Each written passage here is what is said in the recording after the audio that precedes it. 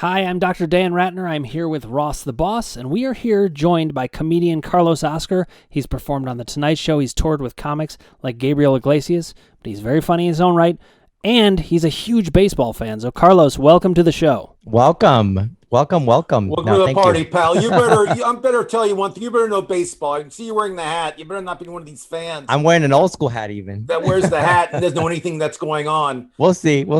So let's talk about your Yankees. Let's jump right into it. Let's do it.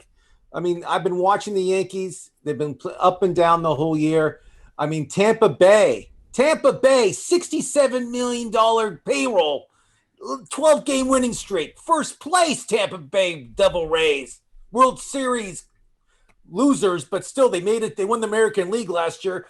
What do you have to say about your Yankees spending all that money, all those big names? They couldn't even make the World Series last year. I don't really look at it as spending all that money because the way that the Tampa Bay has just figured out how to get rid of their good players 2 years before they really are going to go to free agency, and they have a system. They can't win the big one, Tampa Bay.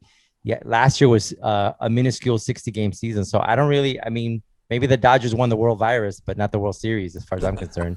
And I just don't look at it. Last year is just such a sample size. It's ridiculous. And this year, who would have thought that the Yankees pitching would be as good as it is right now, this moment, but their hitting still sucks.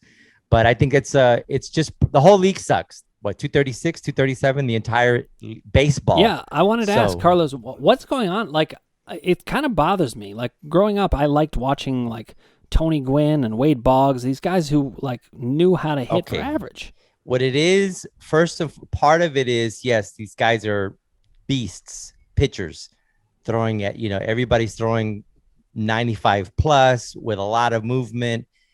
And you're always seeing fresh arms because you have these huge staffs now. You're seeing, you don't see one guy for 7-8 innings. You see, sometimes you see a guy for 2 or 3. You're seeing fresh arms all the time. So in that respect, so pitching is taking another leap. Every guy wants to hit a home run. Nobody cares about striking out. And I personally think that when the so-called shift became very popular, it destroyed left-handed power hitters. And the ball that would eke through the hole, well, there's 3 guys on that side. So you're saying, I'm going to hit it into the shift. I might even hit a line drive into the shift. I'll just try to hit it over the fence. It just destroyed everything. One of the guys that was able to combat the shift and rewrite was Big Papi. He was able to somehow, some way be able to garner and play well against it, even when in his last year in the major league. So they should learn something from Big Papi, which is, but I agree. And it destroyed Pujols' career. As soon as they started shifting on Pujols, all of a sudden his 300 days were over with. I mean, he became like a 250 hitter. Jay Bruce had to retire this year because the shift destroyed his career. I mean, these shifts are destroying guys' careers. And you're right. Every player is going for the home run. Chicks dig the long ball. Dr. Dan knows that. Yeah. And it's like, you're right. Every guy's trying for a home run. There's no Tony Gwynns. There's no Brett Butlers. There's nobody out there trying to bunt. There's nobody trying to slap hit anymore. It's a long ball game, and that's what fans are paid to see. Is people hit 500-foot home runs. Yeah, because they strike out half the time. These analytics say that it's hard to string hits together. Well, the other day, for the first time in a long time, my ball club, my favorite, the Yankees, they strung a bunch of hits together, single, and they won a couple ball games doing it that way.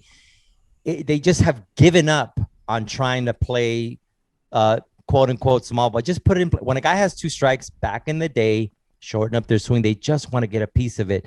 Now they're still swinging for the fences. I see Javi Baez of the Cubs, and his swing is always all or nothing. I don't understand it. He's got that overlap swing. Yeah, exactly. It's hitting 240, and it's really a shame because a lot of these guys went through the minor leagues as slap hitters or single hitters, and now all of a sudden they want to hit home runs because they realize that they get paid more home runs, more RBIs, more money. Yeah, but see, the question is, are there enough fans, like I would say the 3 of us, who want to see baseball the way it used to be played? Like that, this isn't baseball. This is home run derby. No. Yeah. And aren't they, they're kind of at at a point where they want the game to move faster, and it's not. No. They want to engage more action, but if everything's going to be a strikeout or a ball, there's not really a play on those balls, So they have to come to some understanding, which I think is pretty out there, which is make the shift illegal, like illegal defense, whatever, and so that those spots are open again, so that when a pitcher is ahead in the count, hey, this guy could shorten up his swing and get it through the hole, and now you got to start all over with another hitter. But right now, the guy's like, you know what? I got my boys on that side. I'm gonna throw hard inside, and he's not gonna be able to inside out it. I mean, most guys can't. Wait, so I want to ask you this, Carlos, because my solution to this is that they have to stop trying to appeal to the other fans. They should appeal to their old fans who prefer baseball, who want to watch baseball. What do you think about that? Yeah, well, I think that baseball skews, like, I think maybe the highest as far as geographics. So they should see, where's that money going? Dad and grandpa are buying those tickets, right? I mean, even if you look at I have the baseball package, but what 25 and under buys it? I'm sure they watch it third party free. So if they should just keep the game a little bit. I mean, it's not making the game shorter. Number one, it's not making the game shorter. Mm-mm. It's really not. And then they put that little rule in for those of you who may not be fans, where now you have to come in for at least 3 hitters, unless it's like the end of the game, but 3 hitters. And what about if that reliever sucks? And all of a sudden the game now took longer because he gave up 3 walks, 3 hits, whatever. Now, in your way of trying to shorten the game, you made it even longer. And I think the real stupid thing is that this whole putting the guy at second in the 10th inning to try to make the game go fast, when it does, games have, but it is kind of silly. I understand why they're doing that. And the funny thing about that rule I get it. Ruth didn't even know about the rule. Oh my goodness. He was managing 2 weeks ago, and the White Sox went to extra innings for the first time of the year, and La Russa had no idea that the guy started at second base. He is 78 years old, but yeah, he's he still is a Hall of Fame manager. Yeah, he is. He's great. I mean, he should know the rules. If Dr. Dan Ratner knows the rules, Ooh. Tony La Russa should know the rules. You know what I mean, Carlos? I think it's exciting. I mean, when you put the ball in play, anything could happen. A guy could bobble it. He could throw it in the dirt. Players don't practice the bunt. No. They don't practice. The only one guy who practices the bunt is the pitchers. I've never seen in batting practice any players practice the bunt ever in the past 2 years. Well, do you think it should be universal, the DH? I don't like the DH. Dan, what do you say? Oh, wow. Listen, I used to. So I grew up watching the Indians, so I was always partial to the DH. I mean, look, growing up watching the Indians like in the 80s was misery, but I always liked the DH. But now that I've gotten to see like playoff baseball, I appreciate all those things that happen with the double switches and the lineup changes, and I think there's more strategy when there isn't a DH, and I would truly rather see strategy. It that way. That's true. Except that somebody always say it's not really an automatic out, because most of the time, unless he's throwing a no-hitter, you're not going to have a pitcher up to the bat 3 times. But it is a way to. I mean, you look at Pujols right now. I think if there wasn't injuries, he wouldn't be playing every day as he's been with the Dodgers, because he's at that point where that team, as soon as Cody Bellinger comes back, someone's leaving. Someone's leaving. Right. Well, the Dodgers have a lot of. They have AJ Pollock. That's now Carlos. They have AJ Pollock. They have Cody, like you said before. They have many pitchers that are hurt. I mean, their whole and even Mookie Betts is day to day. I mean, the Dodgers are a team that are in great injury problems right now. Well, that's a good thing that this is a longer season. There's ways to figure it out. I like the long season. I know people want to cut it. I like that. Oh yeah, people want to cut it. A lot of people want to cut it. 162 games. I like that because I like that. I'll tell you guys why. I like it because of like records. When you break a record, exactly. Everybody's on the same amount of games, same amount of roughly about the same amount of bats. Let's say. But I feel if you change everything around, it's going to mess the record books up. Yeah, it skews. Baseball's all about statistics, and if you start breaking it down to they talked about bringing it down to 154, they were talked about bringing it down to 144, and I don't know if they keep the 7-inning doubleheaders. Like maybe you can just have doubleheaders on Sundays and still shave a week off the season. I feel like baseball is slowly turning me into a grandpa because I'm like, no, when I was a boy, I'm all angry about all this. Because but baseball I totally has always kind of stood. It's had its rules. I mean, it's the 60 feet 6 inches has been around since the late 1800s, and in the minor leagues they're fiddling with that, bringing it a foot back just to see if the hitters have more of an opportunity to hit the ball, because the guys just throw so hard today. But I mean, I've played baseball. So what? You can react a little bit more to the fastball, but that just means that the breaking ball is going to have more break. So I don't understand how that's going to help things. Yeah. I mean, I agree with you guys. I mean, I like how it's like pure, and it's the same dimensions as it was like when Babe Ruth played. Yeah. I mean, even though the ballparks back then were a lot bigger. I mean, now correct. If Ruth played now with the ballpark dimensions they have now, yeah. I mean, in all seriousness, I didn't see Ruth play. I think Dr. Dan did. But that all being said, I think he would have like 80 home runs. In all seriousness, I mean. So I was watching my wife's a huge Dodger fan, so I was watching the San Francisco Dodger games with her, and it was last year. Sort of, wait a minute, because there was no fans, but that San Francisco brought in their fences, and their whole team was built around the way the ballpark was structured. They won those 3 championships based on having those 81 games at home. And they just, to me, they gave the other team now an advantage to beat them at home by bringing those fences in. And of course, their shortstop Crawford has like 9 home runs already. I mean, he's going 40 home runs if he keeps hitting like he is. It's unbelievable. It's Brandon Crawford. I mean, somebody might want that guy though, I think, before the trade deadline. All right. Now listen, I love all this baseball talk, but we do have a comedian here. So I want to talk with you a little bit about your comedy career. Like, what was your first time on stage like? My first time on stage was in the San Fernando Valley at a place called the LA Cabaret. On Ventura Boulevard, yes. Yes. So that was the first time I went on stage, literally. And it was in the front. They had a bar in the front. It was not even on their main stage. Right. And I wrote every single word of the set. And because I didn't know. Yeah. And then I got pretty good feedback. So then from there, I said I was extremely naive. I only started doing stand-up because when I got out of the Air Force, I always wanted to be an actor. So I went to UCLA to study acting at night. I was non-degree seeking, really. I just wanted to get some acting chops. And I was like, this is ridiculous. These people are taking this class 3, 4, 5. Well, what's going on here? And I said, you know what? I said my picture out nothing. So I said, I'm just going to do stand-up and I'll get an agent like that. Very naive. So I started doing stand-up around town. I started literally waiting my 8 hours for 3 minutes at the Comedy Store.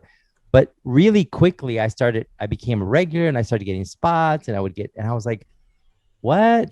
I wanted to act. And I did have a lot of deals for sitcoms, but I would get a lot of, it really came from a total naivety of thinking that's how I'm going to get an agent.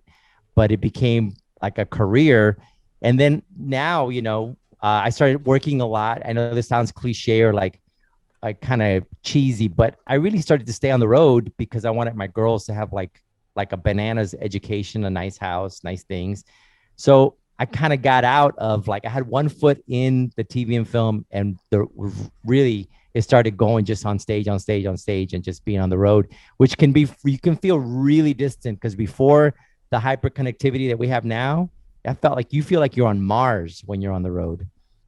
But it is what it is. So, but I have a lot of great moments in that. And I'm still doing stand-up. I'm not moving. I'm staying in California while, as Ross knows, a lot of comedians have left California. Yeah, they're all in Florida or Texas. Joe Rogan's in Texas or Nashville. Kathleen Madigan's in. California's Madigan is in Nashville. California's losing its sense of humor. They are. So, Carlos, I'm going to ask you a serious question. I don't really like talking about this, but I'm going to talk it over with you because you seem like a well-balanced human being. Do you feel you can't do the certain material anymore because what's happening in our culture? Oh yeah, I feel like that even I could feel the difference in the hypersensitivity to audiences years ago already. And then now we're in the throes of the actual cancel culture. It's almost like even if it's an innuendo, you don't know how it's going to be taken. And I don't do crazy bananas off the wall. And even I have to well, maybe this, maybe that.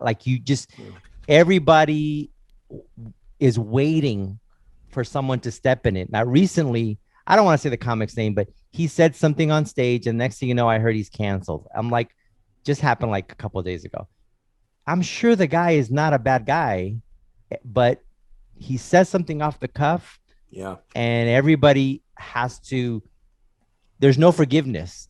And like, I hold a grudge like you won't believe, but you got to have forgiveness because then all of us are done for, you know? But it's bad. I don't think cell phones are helping the situation either, but that's, you know, that's Oh, definitely not. You know how many times you're on a show and you look down and someone's looking at their, oh my goodness. That's not that. They're at a show and they're recording your set. Yeah, they're recording your set. They're recording your set. Like they'll watch it later and they'll laugh later in bed. It's the dumbest thing I've ever seen in my life. How about this? You guys will love this one. I have people that'll record my entire set. Let's say I'm doing a show somewhere where I'm doing an hour. Like, yo. And after the show says, I recorded, man. I'm gonna put it up on YouTube to help you out. Oh my God! No, don't help me. Wait, they really think they're helping you out. No, they're doing the opposite. People won't want to see. You know, people. The reason I'll give you really quick, and then we'll get to Father's Day. The reason Louis C.K. did all these specials is not because he was forced to, but he wanted to write new material because he knew as soon as he did a special, he couldn't do that material anymore. It's over. As soon as it's on TV, it's out there. It's out there. People go to the club. They already heard the joke. So you got to write new stuff. And that's why Jay Leno never did an HBO special, Carlos. Correct. Leno didn't want to write a new act. He still does the same act from the 70s. All right. We were grumpy about baseball and now about comedy. Stop it, Ross. You're too grumpy. Day. No, before we get to Father's Day, I need to hear one story because I heard the story about George Lopez and the Comedy Store. Do you know what I'm talking about? Oh, yeah. That happened at the Laugh Factory, actually. Oh, Laugh Factory. Okay. Sorry, my producer fed me the wrong. No, but I mean, we were hilarities. The improv's the same club. We were all jumping around. It was years ago, and I remember it was Carlos Mencia. He says, "I can get you in the George Lopez." And at that time, there was like, you know, we really looked up to him. There was like he was doing Arsenio. That was a big deal. And I met him, and then Mencia left, and I was chatting with him. And this is true, yo. I would say it if he's next to my face, but we've been cool since then. But I remember I said to him like a stupid puppy dog, right? You're a young comic. You say, hey, you have any advice? We all ask the same stupid question. Do you have any advice for a young comic? And he was about to go on stage. So he looked at my eyes, looked down at my shoes, looked back at my eyes, and he said, yeah, don't try to piggyback on anybody. I remembered that, yo. And I was like, okay. And then the old BX Bronx, I said, I'm gonna handle with this dude, this cat. Years later went by. He knows this is true, like fact, yo. So this was like 8 years later. We were both at the Laugh Factory again, and he was doing a set. And I had already been making noise, right? So I said, put me on right after him. So he did a set. I went on after him, and I freaking destroyed that room. And as the people were like going bananas, I looked at him because he's looking right at me. I said, that's how you do it. Like straight up. And like we ended, I mean, he's had an extremely successful career. Yeah. But he's very successful. I'm always happy for anybody because it's hard to get anything in this town. But he's always been very standoffish, specifically to only other comics that happen to be Latino. That's it. If you're a Latino musician, you're fine. If you're anything else, you're fine. But if you're a Latin comic, for years, he held some sort of hedge that he can't let you into, like, I can be the only one, you know, Highlander line. And so, but since then, I'm sure he's matured. So he's a little bit different. But I've never told that story on a show. I know that was a Greg Insider story. Who told you? Yeah, we're honored by that, and thank you to Greg for that. Okay, so listen, we got Father's Day coming up. Oh yeah, and I just wanted to hear your thoughts on it. No, because nobody cares about Father's Day, because I'm a big baseball fan, and I'm watching like spring trainings in March, and there's Mother's Day's commercials on the games. You see, get mom this, get her that, take her to Hawaii. I saw one commercial. It's an SUV. It's an SUV coming down Times Square. You know, they're all dramatic, slow motion, and the voiceover. If you love your mom, get her a Range Rover. We don't get commercials like that. We get ads. Paint on sale for Dad's big day. Paint. You know? Yeah. Paint on. Yeah, I got the primer last year. I want to finish the job. I mean, I don't understand this. doers get more done here. Here, get ladders on sale for Dad's big day. It's never ending. And then I've noticed because Mother's Day just passed, right? So I had to get all these Mother's Day cards, right? And I didn't know which ones to get because there's aisles and aisles of Mother's Day cards. Aisles. Go for Father's Day. It's go for Father's Day. One shelf, and we got to share it for dads and grads. We got to share the space for some kindergartner who's, graduating from preschool. But you know what? We have so many, we celebrate everything in this country. Oh my goodness. And I was born July 4th, so my birthday's always been, I was born July, right by the Statue of Liberty, by the way. True. My mom went to go see the fireworks and boom, boom, boom. Wow. So no lie. Wow. What are the odds? American baby. What are the odds of Puerto Rican guy born in New York? 1 out of 360. There you go. Is that one out of 1? All right. So, by the way, you would think my parents would make a big deal. I mean, July 4th. So we grew up in the Bronx near Arthur Ave, right? And my dad wouldn't get me. He'd give me a road flare from the cops on this. I wouldn't get a firecracker. I'd get a road flare. I want the kind of light up in the. And my father's like super bananas cheap. Like we grew up poor, but cheap. You can't be poor and cheap. So he got crazy bananas because I spent so much money on my daughters as they grew up. I spent a lot of money on because for anybody looking out there, let's all be honest. If you grow up poor, you overdo it with your kids.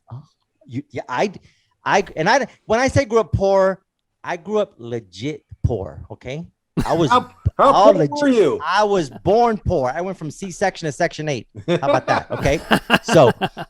So he came over, my dad. This happened years ago, but it happened. And he opened up this armoire. I'm right by. I'm in my kitchen. The armoire's over there. And he opened it up, and I don't even think they're in there anymore. But there used to be like hundreds of DVDs in there. I used to buy my daughters all the movies. And he went off on my father. Okay, you're spending too much money on the girls. I go, yo, I love movies. I go, you never took us to the movies because you're cheap. You're cheap. I didn't mean to put a guilt trip on him. He never buys me anything. So my birthday rolls around, and he gets, which I didn't expect anything July from 4th. him. Yep. I was like, no, it's kind of messed up because I didn't mean to put a guilt trip. And he gave me something, and I opened it up. It was 3 DVDs. Oof. Like, when your eyes are welling up, and he looked at me, goes, "Oh yeah, they're due back on Tuesday." It's like, so I mean, it's Monday night, bro. I got to binge watch before binge watching. By the way, rented movies. What movies were they? I think it was Rocky 1, 2, and 3.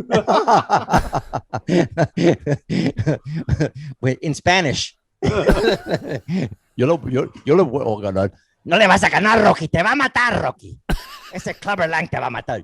¿Cómo cállate, Rocky? Okay. So anyway, okay, talk about days that are celebrated because Cinco de Mayo just passed. I've seen, like in America, we make everything our own, like everything. Like we celebrate Cinco de Mayo, we celebrate St. Patrick's Day. Pizza's big in America, but traditions become American. Like the piñata is now an American tradition. That's the most dangerous tradition. You start by blindfolding the child like it's a hostage situation.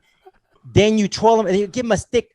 There's no piñata stick, right? Not a stick, a bat. A bat. And the new ones, what do they call the new composite bats? I've had these parties. I have them too. And there's always a kid that's big for his age. Just be honest, right? There's a Joselito, 5'2", 260, second grade. Like he looks like a burrito with chanclas. Anyway, so he starts swinging, and the kids. By the way, I'm be honest. The kids are going bananas for the stupid candy, but there's no good candy in the piñata. I never put good candy. They're my daughter's friends. I don't care. I put last year's Halloween. I don't care. I put expired medications. Yes, I do. Yeah, one kid got a Xanax. He was all like that. I told his mom, "Oh, it's a son. It's a son." Anyway, so by the way, these kids, they expect really good candy. You know that because this is that Gen. What do they call it? Gen Z, right? Gen Z, Gen lazy. Anyway, so they are. Have you seen today's candies? The lollipops spin for you. Like, how lazy is that? I don't have time to lick it. What is this? Just syrup and sparks. Put your tongue out. Yeah. Are you going to finish it? No, the battery ran out. Right? They're trying to find a USB to recharge their lollipop. Anyway, I still got 3 gigabytes left. So that my Father's Day will be like every other Father's Day. Nothing's planned. Wow. You're hilarious, man. Okay, now Listen, Great job, Carlos. we're gonna turn to some Yankee trivia. Oh, There's my no goodness. pressure here. This I is might all suck No at pressure this. here. This is very Well, no, I as a Yankees fan, I want to get one right. Go ahead. all right. These are very hard. Well, listen, questions. if you're struggling, we'll give you an easy one. But All right. I'm gonna go with mine first. Then Ross, you can Great. jump in. I got a Okay. couple. All right, Oh, you got a couple, go then for it. you go first. I got a couple. You go. I'll go first. Who called his shot in the 1932 World Series? A. Babe Ruth. B. Lou Gehrig. C. Spike Lee. Wow. I mean, only because it's that famous. Even I think a casual fan might get this one, which is Babe Ruth. Which they say there's footage, but who knows? So let me just tell you what happened real quick. Dan will Yeah. appreciate this. 1932 World Series game tied 4-4, ninth inning. Babe Ruth comes up to bat. The catcher was taunting him, and Babe Ruth pointed up there and he said, "I'm hitting the ball over there." Next pitch, hit the ball, home run. Yankees win the game, and of course they win the World Series that year. Yeah. But incredible story. But keep going, Dan. Yeah. Your turn. Okay, mine is tougher than that. I didn't realize we were going to start him off with such a Hey, listen, such a I'm softball. 1 for 1. I'm good now. Good. Yeah, you're set. I mean, we're playing baseball. If you go 1 for 3, you're doing great. Yeah, exactly. All right. So, what were the Yankees originally called? A. The Highlanders. The Highland. Hold on. Here are the choices first. A. The Highlanders. B. The Americans. C. The Orioles. And D. The Giants. Okay.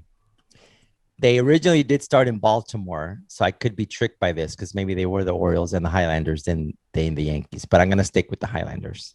Okay, I thought the Highlanders was the answer. Also, the answer that I got was the Orioles, but I think you sussed it out. So I give you full credit for that. Ross, you're up. Which Yankee pitched a perfect game in a World Series? A. David Cone. B.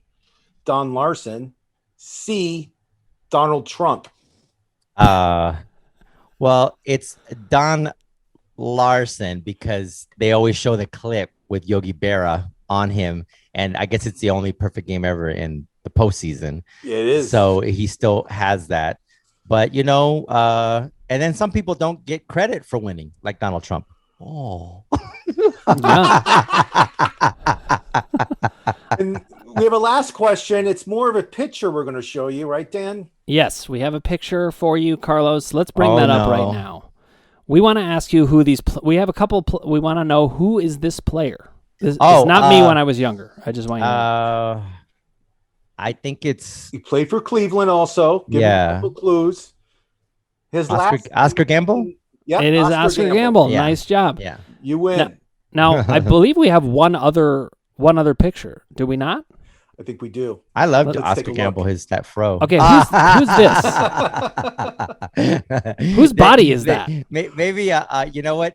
I think it's Guidry. Greg might be able to put on the back end of this maybe that little clip where I'm Reggie Jackson hitting a home run is very funny.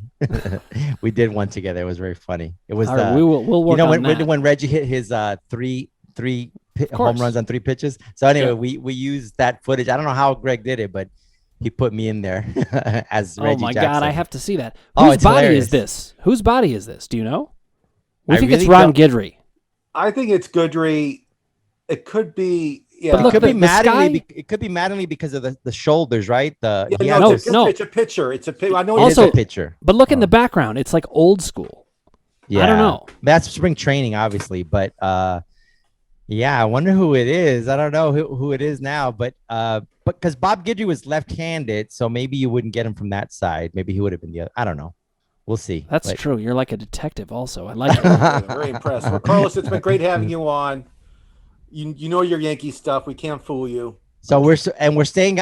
By the way, for all the comics out there, this is what I say for those that left. God bless you. I hope you great life wherever you're moving to. But if you couldn't handle LA weather, you're not going to be able to handle Texas or Nashville or Florida weather at all. So how about that? There's no way. Definitely. It doesn't get better than California. I'm from the Bronx, yo. I know how it is to have that and to look forward to, like, when it's 58 degrees, all of a sudden, oh my goodness, it's hot. And there's, I mean, they're going to have a lot more to deal with. Living in LA is a great place to live. So I don't know why anybody would make that move. But anyway. Well, Carlos, it's been a pleasure having you on. We want to have you back often. You're hilarious, and thank you for joining us. And I hope that Father's Day doesn't lead to us all just painting our houses. I hope. Clearly, The trim. we're headed in that I'm doing the direction. trim this year. Okay, just the trim. That's good. Thanks, Carlos. All right.